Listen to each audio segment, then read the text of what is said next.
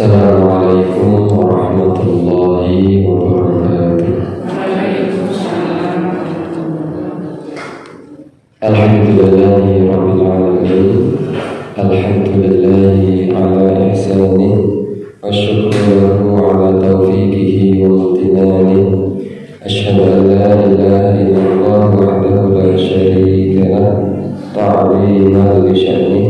Wa asyhadu anna Muhammadan abduhu wa rasuluh da'iyan ila ridwani. Allahumma salli wa sallim wa barik ala nabiyyina Muhammad wa ala alihi wa ashabihi wa man tabi'ahum bi ihsanin wa man jahada fi sabilihi ila yaumiddin. A'udzu billahi minasyaitonir rajim. Ya ayyuhalladzina amanu taqullaha haqqa tuqatih wa la tamutunna illa wa antum muslimun. Rabbi shrah li sadri wa yassir li amri wahlul 'uqdatam min lisani yafqahu qawli. Allahumma 'allimna ma yanfa'una wanfa'na bima 'allamtana wa zidna 'ilma. Amma ba'd, akhwani fillah rahimani wa rahimakumullah. Senantiasa kita panjatkan puji syukur kita kehadirat Allah Subhanahu wa ta'ala atas segala limpahan nikmat yang Allah Subhanahu wa ta'ala berikan kepada kita. Pagi hari ini kembali kita bisa bersama berkumpul silaturahim dalam rangka talabul ilmi di suasana pagi Ramadan yang alhamdulillah kita telah memasuki pada Sabtu yang kedua dari bulan Ramadan. Semoga apa yang kita niatkan pada pagi hari ini dicatat oleh Allah Subhanahu wa ta'ala sebagai amal yang sholih. Salawat dan salam semoga senantiasa tercurah limpah kepada Nabi kita, suri teladan kita, Nabi Agung Muhammad sallallahu alaihi wasallam, keluarga, sahabat, tabi'in, tabi'at tabi'in, dan seluruh umatnya yang istiqomah menjalankan agama Islam sampai hari kiamat. Ikhwani fillah, ibu bapak rahimani wa rahimakumullah. Pada kesempatan pagi hari ini kita akan membahas satu tema yang berkaitan dengan akhirat, khususnya berkaitan dengan surga, dan lebih khususnya lagi kemungkinan seseorang bisa bersama atau bertemu atau berkumpul dengan keluarganya di dalam surga. Insyaallah di pertemuan ini, pertemuan selanjutnya, dan pertemuan yang selanjutnya lagi, tema kita akan bersambung dan saling berkaitan. Akhwani fillah rahimani wa rahimakumullah. Allah Subhanahu wa ta'ala telah menjanjikan surga bagi orang-orang yang beriman kepada Allah Subhanahu wa ta'ala. Nah, di antara kenikmatan yang Allah Subhanahu wa ta'ala berikan kepada orang ketika orang itu masuk surga, selain orang itu masuk ke dalam surga, itu adalah merupakan sebuah kenikmatan yang besar dari sisi Allah Subhanahu wa ta'ala. Ternyata di dalam surga ada orang-orang yang memiliki kenikmatan, dan kenikmatan itu adalah kenikmatan yang Allah lebihkan kepada sebagian satu dengan sebagian yang dari sebagian yang lain. Karena di antara orang-orang yang Allah Subhanahu wa ta'ala masukkan ke dalam surga, ada orang-orang yang Allah berikan izin untuk bertemu, bahkan berkumpul dengan keluarganya di surga.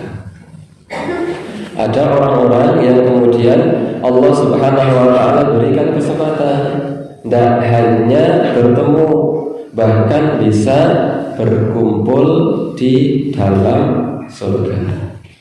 Bahkan ada pula orang-orang yang tidak hanya berkumpul di surga bersama keluarga, bahkan ada orang yang sebelum masuk surga pun di depan pintu surga ini sudah bertemu dengan keluarganya untuk masuk surga bersama.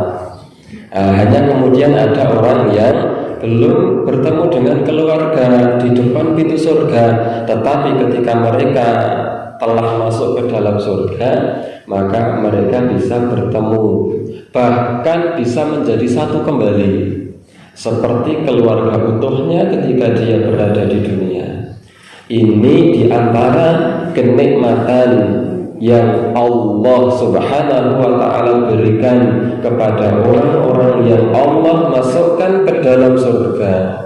Bisa jadi seorang suami bertemu dengan istrinya, bisa jadi seorang anak bertemu dengan bapaknya, seorang anak bertemu dengan ibunya, atau bisa jadi orang tua bertemu dengan anaknya, atau seseorang bertemu dengan paman dan pakdenya, atau seseorang bertemu dengan kakek atau cucunya, atau bahkan ada pula orang-orang yang mereka bertemu semuanya, suami, istri, anak, bapak, kakek, cucu, pakde, pakle, semuanya bisa berkumpul di dalam surga. Hanya kemudian ada syarat, yang syarat ini harus dipenuhi ketika seseorang bisa berkumpul kembali di dalam surga. Apakah betul bahwa kemudian seseorang bisa berkumpul kembali di dalam surga? Jawabannya betul. Dalilnya yang pertama adalah Al-Quran surat Ar-Ra'd. Al-Quran surat Ar-Ra'd ayat yang ke-23. Al-Quran surat Ar-Ra'd ayat yang ke-23. Dalil yang menunjukkan bahwa manusia bisa berkumpul dengan keluarga di dalam surga, ketemu dengan keluarga di dalam surga. Allah Subhanahu wa ta'ala berfirman, Jannatu Adnin, yaitu surga Aden, yadkhulunaha, yang orang-orang mukmin masuk ke dalam surga itu, yaitu surga Aden, di mana orang-orang mukmin masuk ke dalam surga itu, wa man salaha min abaihim, bersama orang-orang solih, bersama orang-orang solih. Saya ulangi, orang mukmin masuk ke dalam surga itu bersama orang-orang solih. Nah, kata Allah Subhanahu wa ta'ala, di antara orang-orang yang solih itu ternyata min abaihim, ada bapak-bapak mereka. Sehingga ketika Allah Subhanahu wa ta'ala memasukkan hamba ini ke dalam surga, yang ternyata dia masuk surganya bersama orang-orang solih, di antara orang-orang solih itu ternyata ada bapaknya. Berarti dia dan bapaknya bisa masuk surga secara bersama. Wa azwajihim, di antara orang-orang yang solih yang membersamai dia di dalam surga, di antara orang-orang solih itu adalah azwajihim, istri-istri mereka.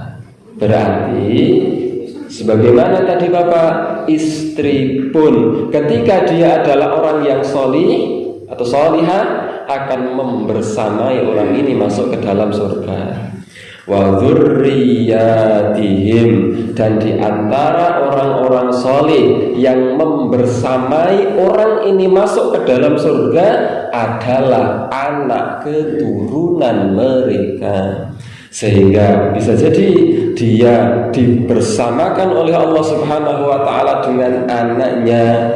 Bisa jadi Allah Subhanahu wa ta'ala bersamakan dia dengan bapaknya. Bisa jadi Allah Subhanahu wa ta'ala bersamakan dia masuk ke dalam surga bersama suami atau istrinya. wal malaikatu yadkhuluna 'alaihim min kulli bab, dan para malaikat masuk ke dalam surga melewati setiap pintu-pintu surga. Ini surat Ar-Ra'd ayat yang ke-23, dalil bahwa seseorang yang telah masuk ke dalam surga bisa bertemu kembali dengan keluarga. Yang pertama. Yang kedua, di antara dalil yang menunjukkan bahwa manusia bisa bertemu kembali dengan keluarganya, bisa berkumpul kembali dengan keluarganya di dalam surga. Yang kedua dalilnya adalah Al-Quran surat Ghafir ayat yang ke-7 dan ayat yang ke-8. Surat Ghafir ayat yang ke-7 dan ayat yang ke-8. Ayatnya cukup panjang, kita bacakan. A'udzu billahi minasyaitonir rajim. Alladzina yahmiluna al-'arsya wa man hawlahu yusabbihuna bihamdi rabbihim. Alladzina yahmiluna al-'arsya, para malaikat yang memikul arsy. Ini kata Allah, para malaikat yang memikul arsy. Berarti malaikat niku enten sing tugase memikul arsy. Malaikat niku mboten namung sedoso.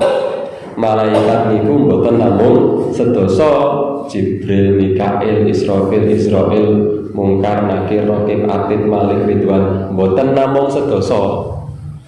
Sedoso niku malaikat ingkang tugase niku bersinggungan erat kalih menungso. Niku sing sedoso.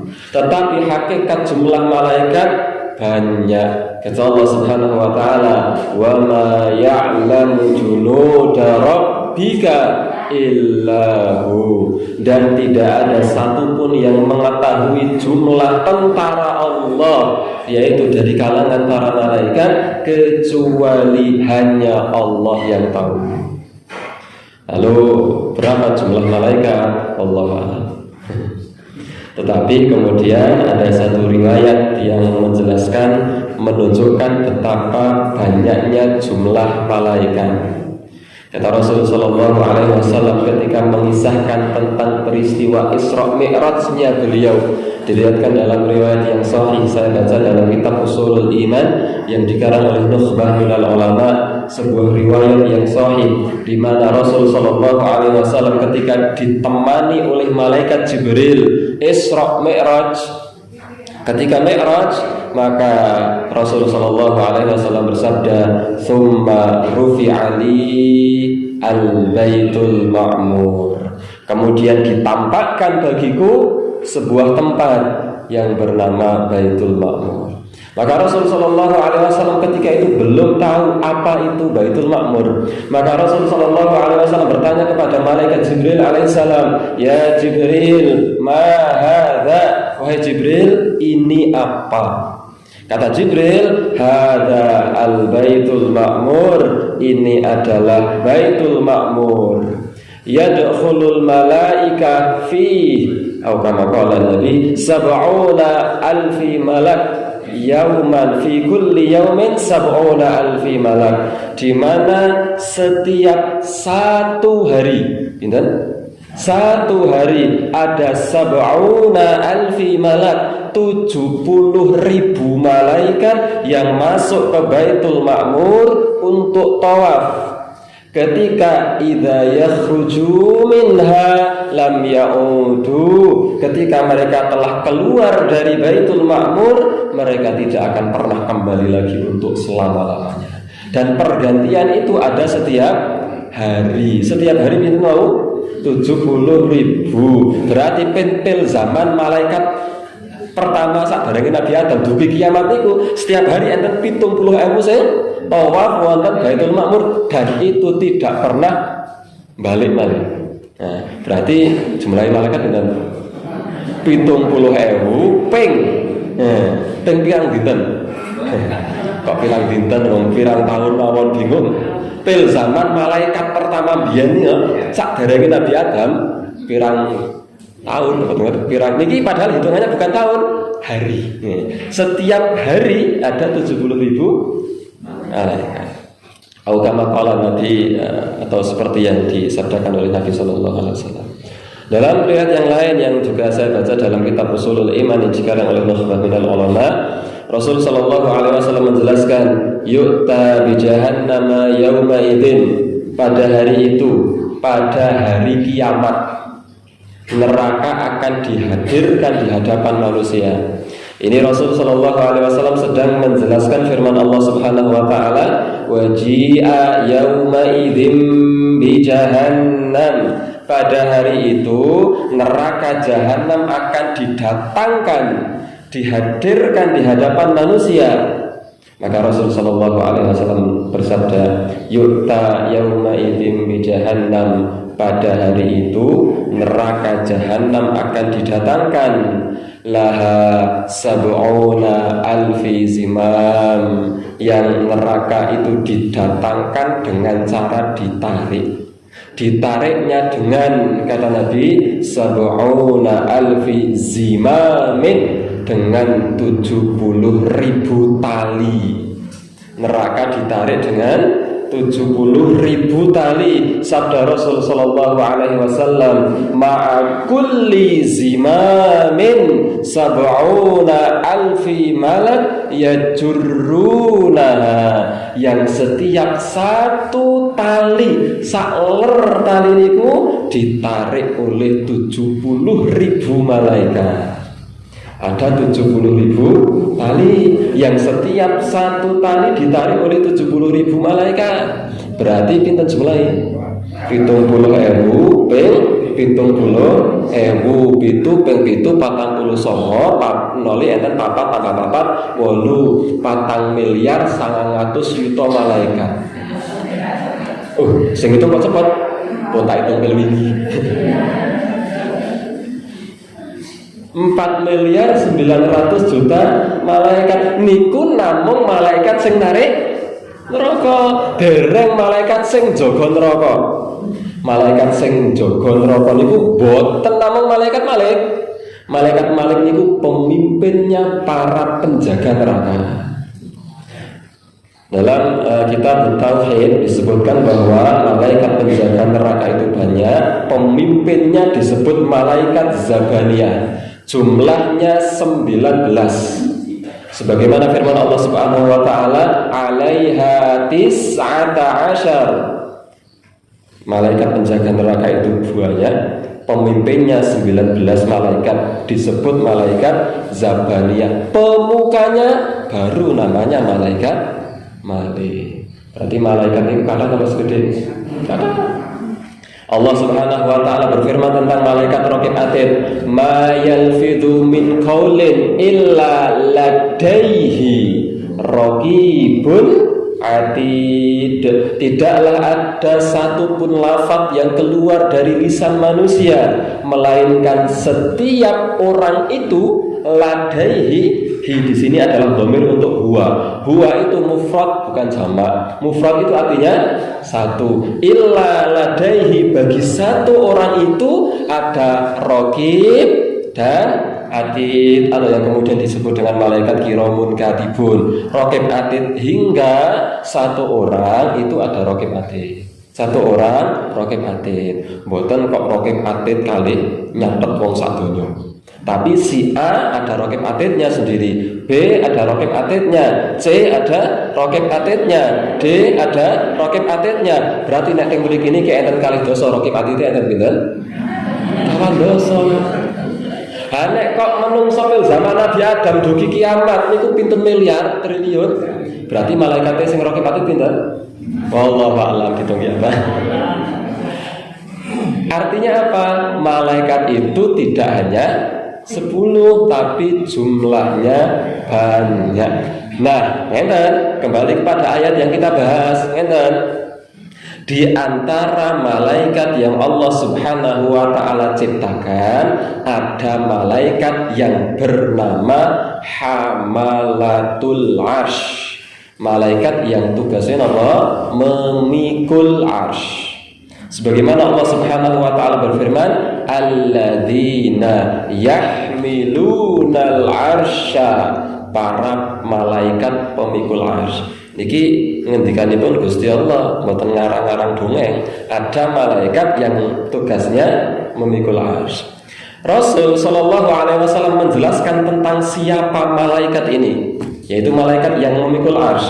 Kata Rasulullah Shallallahu Alaihi Wasallam, qad udhina li an uhadditsa lakum an malakin min malaikat an uhadditsa lakum an malakin min malaikatillah min hamalatil arsy. Kata Nabi, telah diizinkan kepadaku untuk bercerita kepada kalian tentang malaikat. Di antara malaikat-malaikat Allah ada namanya malaikat hamalatul arsy, pemikul arsy. Kata Rasulullah sallallahu alaihi wasallam, inna ma baina syahmati udhunihi wa atikihi masiratu sab'imi'ati am. Malaikat pemikul arsy atau hamalatul arsy itu jarak antara telinga dengan pundak. Jarak antara apa? Telinga dengan pundak. Nabi bersabda, masiratu sab'imi'ati am, sejauh 600 tahun perjalanan. Jadi telinga dugi pundak. Boten usah bayangke nek hancur nek pil saka sirah dugi samper, mboten usah bayangke. Lawang niku makhluk gaib. Makhluk gaib niku boten usah dipikir. Lawang dipikir ngasih kentir niku mboten badhe nyandak, karena Allah hanya berfirman alladzina yu'minuna bil ghaibi. Terhadap perkara-perkara gaib niku konsepnya apa? Yu'minuna, pokoke ngandel. Konsep dalam agama Islam yang Allah Subhanahu wa taala turunkan itu bukan alladzina yufakkiruna bil ghaib, orang-orang yang memikirkan perkara-perkara ghaib, bukan, tapi yu'minuna bil ghaib, beriman kepada yang ghaib. Kenapa? Karena pasti secerdas apapun orangnya, orangnya ada. Nah, pripun lawang kuping dugi pundak kok 600 tahun niku. Nek 600 tahun niku perjalanan 600 tahun menawi saking payangan mriki ngidul terus dugi pundi? Dodol mriki malih, taksih bablas malih. Allah Subhanahu wa taala berfirman, alladzina yahmiluna al-arsya, para malaikat yang memikul arsy, wa man haulahu, dan malaikat yang ada di sekelilingnya hamalatul arsy. Malaikat yang memikul arsy dan malaikat yang ada di sekelilingnya pemikul arsy, yusabbihuna bihamdi rabbihim, mereka senantiasa bertasbih dengan memuji Allah Subhanahu wa taala, wa yu'minuna bih, beriman kepada Allah, wa yastaghfiruna lilladzina amanu, dan mereka senantiasa memintakan ampunan untuk orang-orang mukmin.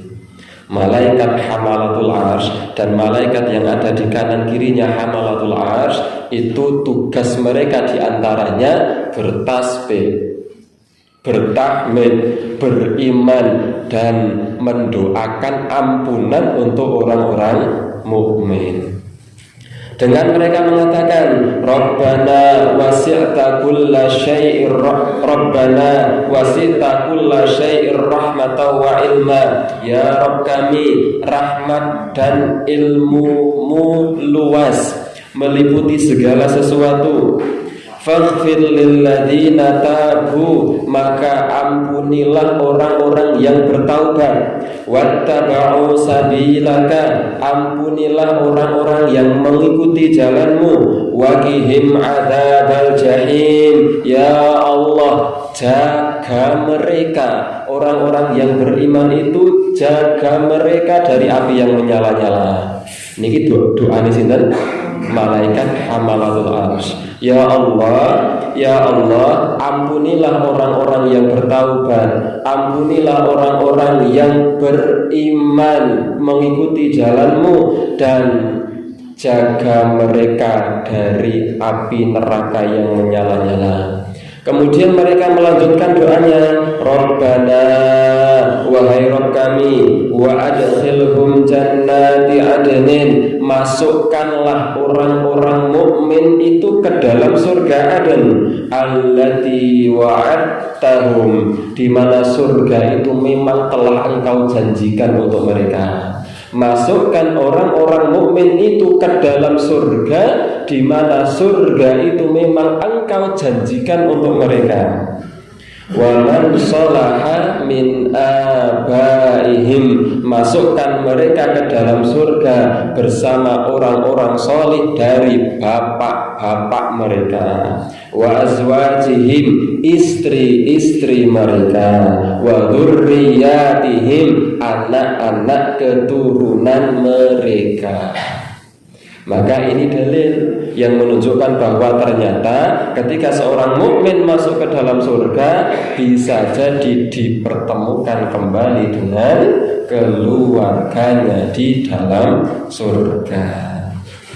Ikhwani fillah rahimani wa rahimakumullah, sebagaimana tadi kita sampaikan bahwa masuk surga itu merupakan sebuah hal yang luar biasa kenikmatannya. Dan di antara kenikmatan yang lebih itu adalah dipertemukan dengan keluarga di dalam surga. Itu kenikmatan lebih. Kita ambil contoh misal niki namung misal, sekali lagi namung misal.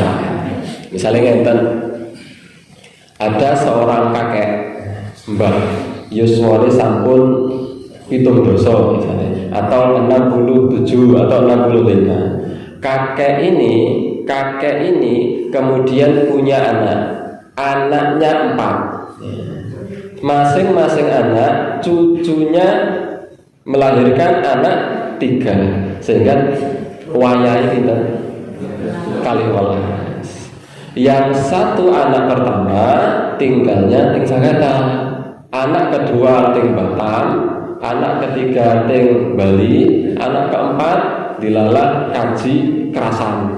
Misalnya ini 4 anak semuanya pergi. Dia dan istrinya Mbah Kakung kali Mbah Putri ini tinggal sendiri wonten Payaman. Misalnya 2 tahun tidak pernah ketemu karena tidak pernah balik. Ajeng mulai badhe kundur niki mboten pareng mergane pandemi. Kemudian di Idul Fitri yang besok, setelah 2 tahun tidak pernah sekalipun bertemu, video call nggih mboten mergane bingung arek buka WA niku. Nah, maka kemudian ternyata keempat anaknya pulang bersama, cucu-cucunya semuanya ngumpul niku kinten-kinten seneng mboten? Senang. Betapa bahagianya seorang kakek dan nenek ketika mereka anak-anaknya berkumpul kembali di rumah mereka, meskipun hanya 1 pekan. Mbok arek ngentekke beras luweh, sing penting kumpul. Bahkan ketika ada salah satu cucunya yang harus berangkat ke pondok karena sudah masuk waktunya, sudah datang waktu untuk masuk ke pondok, Mbah ne bilang, "Sesuk lele mangkat." Mbah ne nginjing kedah mlebet, nek telat kula dihukum. Mbah ne sarek telepon karo ustate. Saking kangennya dengan cucunya, aniku. Betapa bahagianya seorang kakek nenek yang kemudian berkumpul kembali dengan keluarganya. Contoh yang kedua, seorang suami dan istri. Suami ternyata misalnya bekerja di luar negeri, selama 4 tahun tidak ada kabar dan tidak pulang-pulang, atau kabar hanya SMS-an atau WA-an dan tidak pernah pulang. 4 tahun. 4 tahun itu ngumpuli Bang Toyib. Bang Toyib mawon 3 kali puasa, 3 kali lebaran. Niki 4 tahun. Maka tiba-tiba ketika malam Idul Fitri jam 9 malam setelah fitrah nika, kemudian ada orang mengetuk pintu, si istri kaget jam 09.00 kok ono sing ngedok lawang ke sopo, maka kemudian dibukakan pintu, ternyata yang datang adalah suaminya yang 4 tahun merantau di luar negeri tidak pulang-pulang. Betapa bahagianya seorang istri yang telah 4 tahun ditinggal oleh suaminya pisah. Betapa bahagianya seorang istri dan suami tersebut. Niki namung saweg pisah sekawan tahun, niku namung saweg pisah 2 tahun. Ini pisahnya entah berapa ribu tahun, dipisah dengan kematian di alam barzah, di mahsyar dengan waktu yang mungkin ratusan tahun. Kemudian ketika mereka masuk ke dalam surga, Allah Subhanahu wa ta'ala pertemukan mereka kembali. Betapa ini kenikmatan yang luar biasa yang Allah Subhanahu wa ta'ala berikan kepada orang yang masuk ke dalam surga. Maka berbahagialah yang kemudian Allah Subhanahu wa ta'ala pertemukan seseorang dengan keluarganya di dalam surga. Bahkan sebagaimana tadi kita sampaikan, ada orang yang belum masuk surga pun sudah Allah pertemukan dengan keluarga. Belum masuk surga. Dalam salah satu riwayat yang saya baca, kalau tidak salah dalam tafsir At-Tabari atau tafsir Al-Qurtubi, saya agak lupa, disebutkan satu riwayat ketika ada seorang anak yang sudah ada di depan pintu surga. Di depan pintu surga, harusnya langsung masuk surga, tetapi anak-anak ini bertahan berdiri di depan pintu surga dalam waktu yang cukup lama, hingga kemudian Allah Subhanahu wa ta'ala berfirman kepada anak-anak ini. Dan ternyata anak-anak ini adalah anak-anak yang sangat solih atau solihah. Maka Allah Subhanahu wa ta'ala berfirman kepada anak-anak ini, wahai hambaku, udkhulul jannah, masuklah kalian semua ke dalam surga. Karena memang sudah harus masuk ke dalam surga, tidak di depan pintu surga, masuk surga. Anak ini masih berdiam diri di depan pintu surga, malah anak-anak ini mengatakan, ya Allah, lan nadkhulal jannata hatta ya'tiya abauna wa ummahatuna. Ya Allah, kami tidak mau masuk ke dalam surga sebelum bapak dan ibu kami datang kemari untuk masuk surga bersama kami. Padahal orang tuanya di mana? Di mahsyar, dihisab oleh Allah Subhanahu wa ta'ala, mungkin dengan hisab yang panjang, bahkan mungkin terancam dengan neraka. Maka Allah Subhanahu wa ta'ala berfirman kepada anak-anak ini, udkhulul jannah, masuklah kalian semua ke dalam surga. Kata anak-anak ini, lan nadkhulal jannata hatta ya'tiya abauna wa ummahatuna, sampai 3 kali. Kami tidak mau masuk ke dalam surga sebelum orang tua kami datang kemari untuk masuk surga bersama kami. Maka mendengar permintaan anak-anak yang soleh ini, Allah Subhanahu wa ta'ala percepat hisab orang tuanya. Harusnya lama, entah berapa ratus tahun, tapi wis rampung, karena sudah ditunggu oleh anak-anaknya yang soleh. Maka kemudian Allah Subhanahu wa ta'ala menghadirkan orang tua ini kepada anak-anaknya. Dan kemudian Allah Subhanahu wa ta'ala berfirman kepada anak-anak yang soleh ini, udkhulul jannah, masuklah kalian sekarang ke dalam surga, antum wa abaukum, kalian masuk bersama orang tua kalian. Maka anak-anak yang soleh ini menggandeng kedua tangan orang tuanya masuk surga bersama-sama. Dan ini hanya akan bisa dilakukan oleh anak-anak yang soleh. Ketika anaknya bukan anak yang soleh, jangan harap bisa seperti itu. Ini hanya bisa dilakukan oleh anak-anak yang soleh. Namun jangan kamu kok mendoakan orang tua, orang anak yang tidak soleh mendoakan diri sendiri saja kadang orang kok bergerak. Oleh karena itu, inilah yang kemudian menjadikan dasar bahwa seseorang itu bisa bertemu kembali dengan keluarganya di dalam surga. Ikhwani fillah rahimani wa rahimakumullah. Lalu dalil yang selanjutnya, yang ini juga di sini ada indikasi bagaimana kemudian cara kita agar bisa masuk surga bersama keluarga, yaitu dalam Al-Quran surat At-Tur ayat yang ke-21. Surat At-Tur ayat yang ke-21. Allah Subhanahu wa taala berfirman, "Walladzina amanu," dan orang-orang yang beriman, "wattaba'athum dzurriyyatuhum biimanin," dan anak keturunannya mengikutinya dalam hal keimanan. Saya ulangi, ini menjadi poinnya.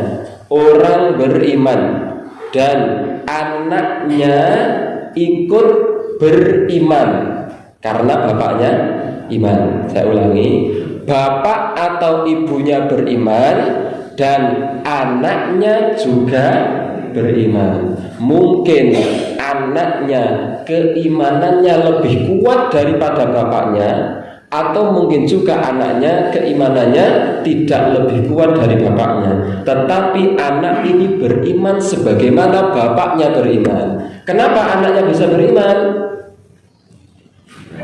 Ini juga poin penting, karena orang tuanya mengajarkan keimanan kepada anaknya.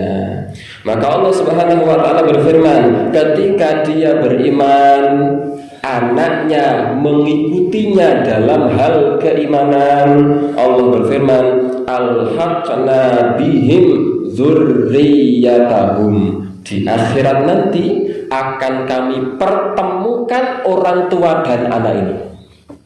Di akhirat, di surga nanti akan kami pertemukan orang tua dan anaknya yang beriman tersebut. Dipertemukan, disatukan, dikumpulkan oleh Allah Subhanahu wa taala. Berarti syaratnya apa?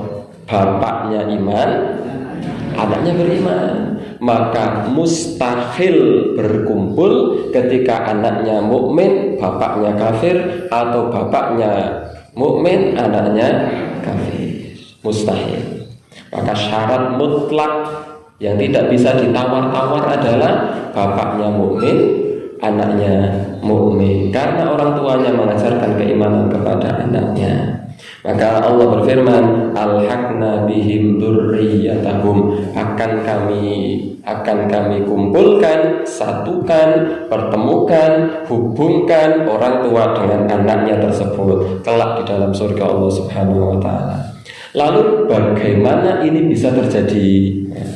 Ikhwani fillah rahimani wa rahimakumullah. Rasul sallallahu alaihi wasallam bersabda dalam hadis yang diriwayatkan oleh Imam Al-Bukhari. Rasulullah sallallahu alaihi wasallam bersabda, inna lil jannati mi'ata darajah. Sesungguhnya di surga itu ada 100 derajat, 100 tingkatan. A'addahallahu lil mujahidina fi sabilillah, yang Allah Subhanahu wa taala siapkan untuk orang-orang yang berjuang di jalan Allah Subhanahu wa taala. Di surga ada pinten tingkatan? 100 tingkatan. 100 tingkatan. Dan Rasul sallallahu alaihi wasallam bersabda, inna ma bainad darajataini kama bainas samai wal ardh. Sesungguhnya jarak antara derajat yang satu dengan derajat yang satunya seperti jarak antara langit dan bumi. Tingkatan yang ke-100 dengan tingkatan yang ke-99 seperti langit dan bumi. Tingkatan yang kedua dengan tingkatan yang pertama ini seperti langit dan bumi. Dan itu ada 100 tingkatan, kata Rasulullah sallallahu alaihi wasallam. Rasulullah sallallahu alaihi wasallam kemudian menjelaskan, fa idza sa'altumullaha fas'aluhul firdaus. Kalau kamu mau minta surga, maka mintalah surga Firdaus. Di surga itu ada 100 tingkatan, yang antara tingkatan yang satu dengan tingkatan yang satunya seperti bumi dan langit. Maka Nabi bersabda, kalau kamu mau minta surga, fas'aluhul firdaus, maka mintalah surga Firdaus. Fa innahu awsatul jannati wa a'lal jannah, karena surga Firdaus adalah surga yang paling tengah dan paling tinggi. Surga Firdaus itu surga yang paling tengah dan paling tinggi. Di atasnya tidak ada surga lagi. Ini surga yang paling luar biasa kenikmatannya. Urahu fawqahu arsyur rahman, kata Nabi, ditampakkan bagiku bahwa di atas Firdaus itu sudah arsy-Nya Allah Subhanahu wa taala. Tidak ada lagi surga. Wa minha tafajjaru anharul jannah, dan dari surga Firdaus itu memancar, mengalir sungai-sungai dalam surga. Berarti sumber mata air di surga itu ada di surga Firdaus. Air antara mata airnya dengan sing paling pojok bawah seger pundi? Paling atas mata airnya toh timbang sing paling ngandap. Nah, mata airnya surga itu ada di surga Firdaus. Maka Nabi bersabda, fa idza sa'altumullah fas'aluhul Firdaus. Kalau kamu mau minta surga Firdaus. Artinya napa? Minta surga niku ampun setengah-setengah. Ampun kok dongane ngenten, ya Allah, masukkan saya ke dalam surga. Swarga sing paling ngandhap mboten apa-apa ya Allah. Sing penting mlebu swarga. Donga niku ampun setengah-setengah. Niki mboten sekeco. Mboten elok. Rasul niku bersabda, kalau mau minta surga, mentok mintanya surga Firdaus. Perkara mangke Gusti Allah badhe nyukani surga sing pundi niku urusane Gusti Allah. Sing penting nek nyuwun niku sing tenanan. Ya Allah, paringi kawula swarga sing paling andhap, mboten napa-napa kula pun syukur. Oleh karena itu setiap doa itu doa yang bagus. Ampun ndonga setengah-setengah. Ya Allah, anak kula bareng kada bojo, ya Allah. Ya Allah, kawula nyuwun dumateng panjenengan, mugi-mugi anak kawula angsal bojo sing kaya apa sak-sake sing penting wedok ya. Sak-sake sing penting wedok niku pripun. Nek nyuwun niku sing apik, ya Allah, berikan kepada anak saya istri yang solihah, yang cantik, syukur anaknya orang kaya, anaknya orang yang berdarah biru tur sing cepak-cepak mawon. Ampun sing aduh. Doa yang paling baik. Perkara mangkih Gusti Allah badhe nyukani sing kados napa niku urusane Gusti Allah. Meskipun nanti orang yang seperti itu susah, solihah, suga, anake niku pokoke sing suga, ayu, anake wong suga, ayu anake wong atas darah biru, solihah, hafidhah, apian, kalem, aktivis Muhammadiyah. Angel. Istri Nabi saja, sahabiah saja memiliki kelebihan sendiri-sendiri. Anek kok enten nonton niku teng kula, Mas, goleke aku bojo sing solihah, hafidhah, sugih, ayu, aktivis Muhammadiyah. Nek nonton niku tak jawab, nek ono wis tak keknya.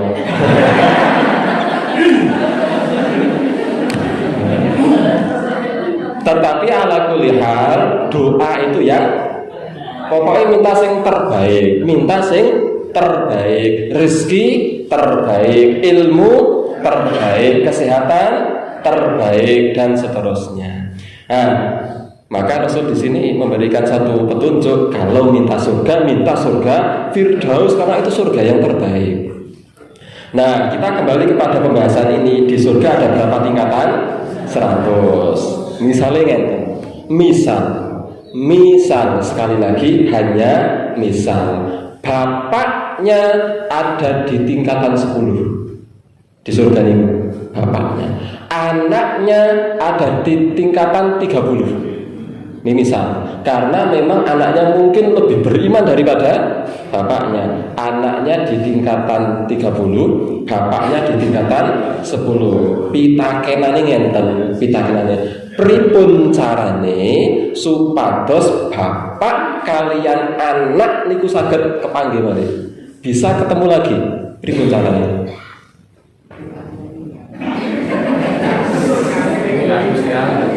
Nah, sebelum menjawab kita beri kisi-kisi ini supaya kemudian kita nanti bisa merasakan betapa rahmat Allah Subhanahu wa taala itu luas. Saya beri kisi-kisi.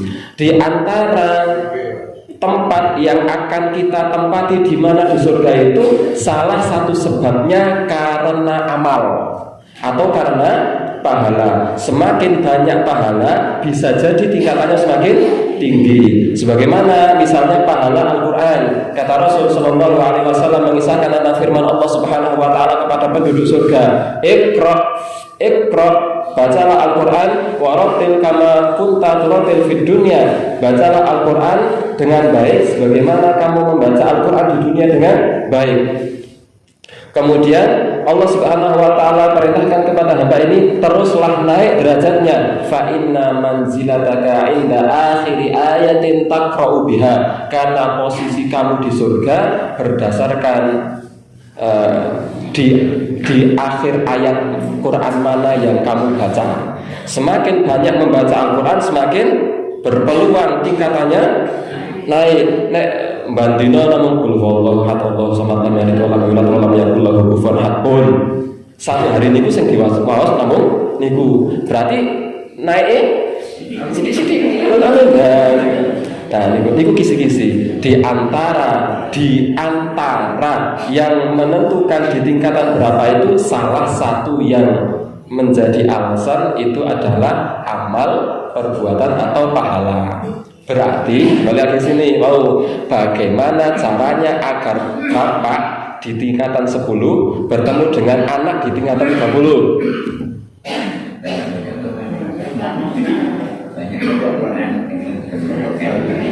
Nggih, nek tas sing donya niki penting akhirat. Ini penting akhirat. Penting surga niki. Anaknya di atas, bapaknya di bawah. Bapaknya pengen ketemu sama anak, sementara amalnya tidak mencukupi untuk naik ke atas. Mboten-mboten ondo niku munggah tergantung amal. Pripun carane?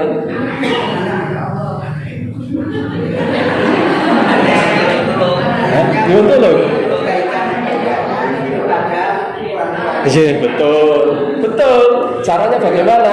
Anaknya memberikan pahalanya kepada bapak. Ketika pahalanya diberikan, pahala bapak tambah. Nah, ketika pahalanya tambah berarti tingkatannya naik. Anaknya pahalanya berkurang. Ketika pahalanya berkurang berarti derajatnya turun. Nah, nonton bapak naik, anak turun, ketemu di tingkatan 30. Ini misalnya seperti kami. Nah, jadi pahalanya anak diberikan kepada bapak hingga anaknya turun, bapaknya naik dan bertemu di tingkatan ke-30. Ikhwani fillah rahimani wa rahimakumullah. Niki tasih koma. Tapi Allah Subhanahu wa taala tidak memberlakukan hukum yang seperti itu. Tidak. Niku namun kalau kita berpikir dinalar secara logika jual beli, tapi di surga Allah tidak memberlakukan hukum yang seperti itu. Maka di ayat yang selanjutnya, di lafaz yang selanjutnya masih di Quran surat At-Tur yang ke-21, Allah Subhanahu wa taala berfirman, "Wa ma alatnahum min 'amalihim min syai'." Tetapi kata Allah tidak mengurangi sedikit pun pahalanya anak. Tidak dikurangi sedikit pun. Lalu bagaimana? Allah angkat derajatnya bapak menuju derajatnya anak tanpa mengurangi pahalanya anak sebagaimana logika manusia. Nah, maka inilah yang kemudian Allah Subhanahu wa taala firmankan, alhaqna bihim dzurriyyatahum, akan kami pertemukan bapak dan anak atau ibu dan anak. Syaratnya nopo wau? bapaknya beriman, anaknya beriman. Syukur-syukur anaknya adalah anak yang solih. Maka kalau anak yang solih tidak hanya mengangkat, bahkan menempatkan orang tua pada posisi istimewa di surga. Saya baca dalam sebuah riwayat yang berderajat hasan dalam kitab Al-Jannah wan Nar yang dikarang oleh Syekh Umar Sulaiman Al-Ashqar. Di sana disebutkan satu riwayat, ada dari Nabi SAW, beliau menjelaskan ada salah satu orang di dalam surga yang dia agak protes kepada malaikat penjaga surga. Protesnya baik, bukan protes buruk. Orang ini kemudian berkata kepada malaikat penjaga surga, wahai malaikat, anna li hada, wahai malaikat, kenapa saya menempati posisi seperti ini? Kenapa kenikmatan saya seperti ini, padahal amal saya biasa-biasa mawon? Kenapa anna lihada, kenapa saya bisa mendapatkan kenikmatan yang luar biasa seperti ini, padahal saya merasa bahwa dulu ketika di dunia amalnya biasa, harusnya nggak pantas saya di sini, luar biasa nikmatnya. Maka malaikat penjaga surga berkata, bistighfari waladika laka. Itu semua kamu dapatkan karena istighfarnya anakmu untukmu, yaitu seorang anak yang selalu membaca doa, Rabbighfirli wa liwalidayya warhamhuma kama rabbayani shaghira. Dan orang anak yang mau mendoakan orang tua pastilah hanya anak-anak yang solih. Tadi kita sampaikan, kalau anaknya bukan anak yang solih, jangankan kok mendoakan orang tua, mendoakan diri sendiri saja. Tapi begini, ini yang kemudian sering disalahpahami. Tapi begini, jangan bapak ibu sekarang hanya memosisikan diri sebagai orang tua, kemudian pengen anaknya mendoakan bapak ibu. Posisikan juga bapak ibu sebagai seorang anak. Walau bagaimanapun, sesepuh apapun seseorang, dia adalah anak seseorang. Meskipun orang tuanya sudah meninggal, posisi dia juga sebagai seorang anak. Maka kenapa anak kita kok mungkin jarang mendoakan kita, mungkin kita juga jarang mendoakan orang tua. Cobi tanglet Robi fili wali daya niku sedinten ping pinten? Ping gangsal tok. Ndongake wong tuwa kok ping gangsal. Maka ditambah. Khawanitillah rahimani wa rahimakumullah. Inilah yang kemudian dijelaskan oleh Allah Subhanahu wa taala, dijelaskan oleh Rasulullah sallallahu alaihi wasallam tentang kemungkinan seseorang masuk surga dan di dalam surga bisa berkumpul kembali di dalam surga bersama keluarga, bersama anak, bersama bapak, bersama bahkan bersama keluarga secara utuh. Ikhwanillah rahimani wa rahimakumullah. Ini barangkali yang bisa kita sampaikan. Salah dari saya, benarnya dari Allah Subhanahu wa taala. Atas segala kesalahan saya mohon maaf yang sebesar-besarnya. Semoga Allah Subhanahu wa taala memberikan anugerah dan rahmatnya kepada kita, agar kemudian Allah Subhanahu wa taala masukkan kita ke dalam surga, bahkan kita bisa berkumpul kembali di dalam surga bersama keluarga. Syukur-syukur kita bisa masuk surga, kumpul di dalam surga bersama keluarga, plus masuk surganya tanpa hisab. Apakah bisa masuk surga tanpa hisab? Bisa, tapi ada syarat. Nah, apa syarat-syarat masuk surga tanpa hisab? Insya Allah kita lanjutkan di Sabtu yang akan datang. Nanti kita sampaikan insya Allah berlanjut. Maka bagaimana caranya kita masuk surga tanpa hisab? Dan itu berlaku untuk semua orang kalau memenuhi syarat. Tetapi Allah batasi jumlahnya.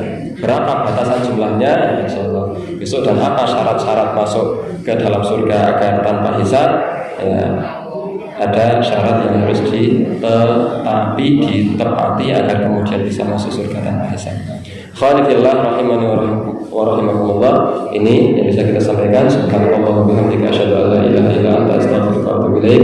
Semoga bermanfaat khususnya untuk diri saya sendiri dan untuk jamaah Bapak Ibu sekalian.